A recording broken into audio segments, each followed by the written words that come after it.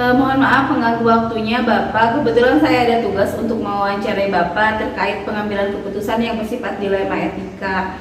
Nah, apakah Bapak pernah mengalami pengambilan keputusan yang bersifat dilema etika? Iya, saya pernah mengalami. Oke, kalau pernah Bapak bisa sharing nggak permasalahannya seperti apa dan bagaimana cara penanggulangannya? Ya, selaku kepala sekolah saya pernah mengalami permasalahan dilema etika di mana salah satu guru di sekolah saya hampir selalu datang terlambat ke sekolah.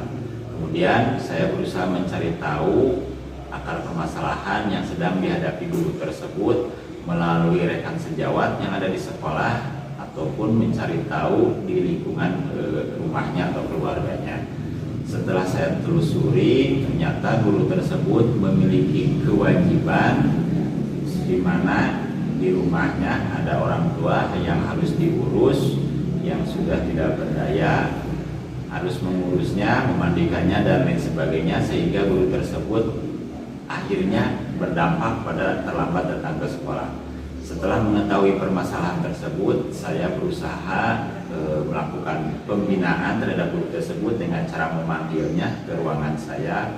Saya ngobrol dengan beliau bagaimana caranya agar tidak tersinggung, bagaimana alternatifnya apabila orang tua atau yang di rumah tersebut bisa diurus oleh kerabat yang lain atau orang yang dipercaya oleh keluarga. Dibantu gitu ya Pak ya?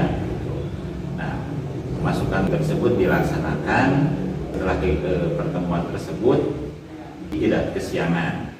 Melihat hal tersebut, saya berusaha melakukan pembinaan lagi, walaupun tidak langsung, tidak di ruangan saya berusaha bertanya bagaimana kan kondisi ibunya sekarang yang ada di rumah. Ternyata beliau menjawab sekarang orang tuanya sudah ada yang mengurus dengan orang yang dipercaya oleh keluarga. Ya, alhamdulillah guru tersebut tidak terlambat kesiangan ke sekolah.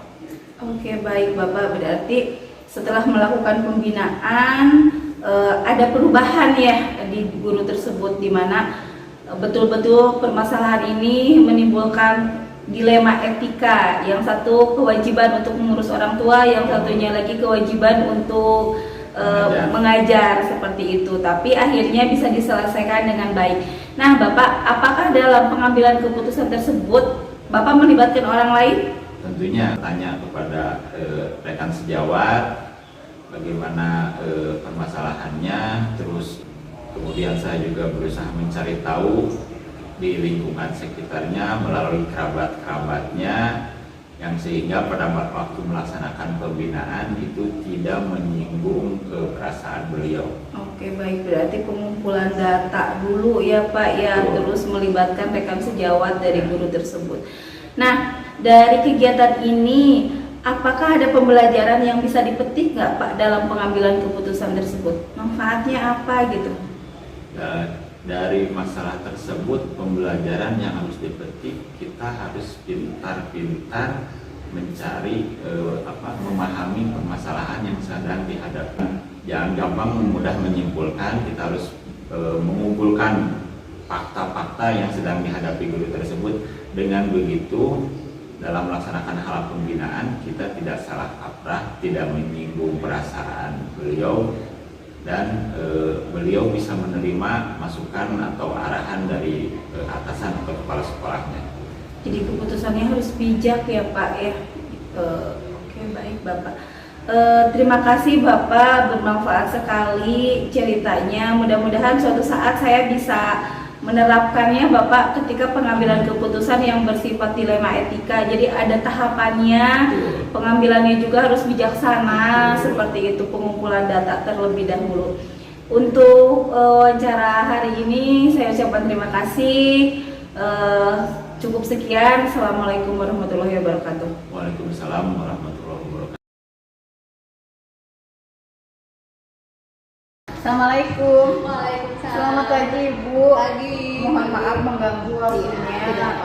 Kebetulan saya ada tugas untuk mewawancara Ibu Iya. terkait pengambilan keputusan yang menimbulkan dilema etika. Iya. Apakah Ibu bisa sharing permasalahannya seperti apa, cara penyelesaiannya seperti apa? Ya, siap.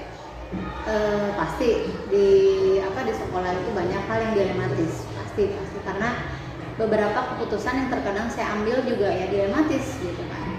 Salah satu contoh, saya ada salah seorang guru yang kebetulan dari 1 bulan itu pasti ada tidak masuknya, bahkan pernah itu sampai 10 hari. Saya harus bagaimana ya, karena kan saya pun bukannya kepala sekolah itu berhadapan dengan masyarakat gitu kan, orang tua murid itu kan masyarakat, sedangkan muridnya pasti anaknya pasti bilang ke orang tuanya, bapak ini nggak masuk gitu, bapak atau guru ini nggak masuk. Contoh, terus dia memang minta izin pada saya, Bu, katanya anak saya dirawat. Dengan saya kaget ya, kalau anaknya dirawat ya pasti tidak akan masuk lagi gitu kan. Dan itu kan dilematis Bu, saya kan tidak bisa, bapak tidak boleh menunggu anaknya yang sedang dirawat, itu kan nggak mungkin gitu kan. Saya juga punya sisi kemanusiaan, saya juga sama punya anak yang mungkin juga dirawat gitu kan. Otomatis ya kita ya saya mengizinkan beliau menunggui anaknya yang sedang dirawat. Lumayan itu ya sampai kurang lebih 5 hari. Otomatis ya solusi jangka pendeknya ya saya menggantikan beliau kan di kelas gitu. Menggantikan beliau mengajar setiap hari selama si bapak tidak ada gitu kan, si guru tersebut tidak ada.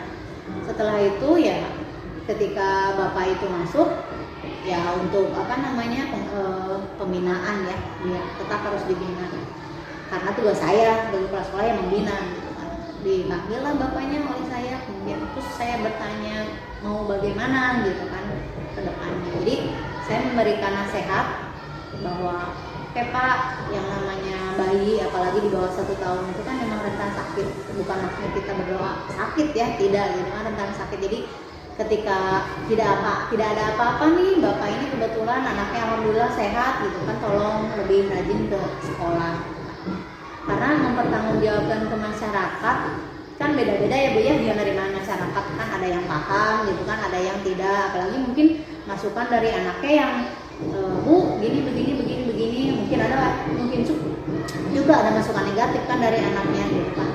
Otomatis itu cukup menguras pikiran saya bagaimana harus menjelaskan kepada masyarakat gitu. Berarti langkah-langkah yang diambil sama Ibu tuh untuk jangka pendek itu menghandle pembelajaran di kelas dan bersama Ibu. Iya, betul. Setelah masuk mungkin Ibu memberikan kayak ujangan pembinaan untuk meningkatkan rasa disiplinnya lagi gitu ya kepada guru tersebut. Betul. Baik Ibu, apakah dalam pengambilan keputusan tersebut Ibu melibatkan orang lain tidak? Ya, kalau internal sekolah kebetulan ada beberapa guru yang bisa dimintain pendapat gitu ya, saran apakah keputusan yang saya ambil ini terlalu beratkah atau tidak bijakkah, apa terlalu kejam atau bagaimana gitu kan. Tapi kalau misalnya dari eksternal biasanya saya sering ngobrol sama suami gitu kan, takutnya saya juga mengambil keputusan yang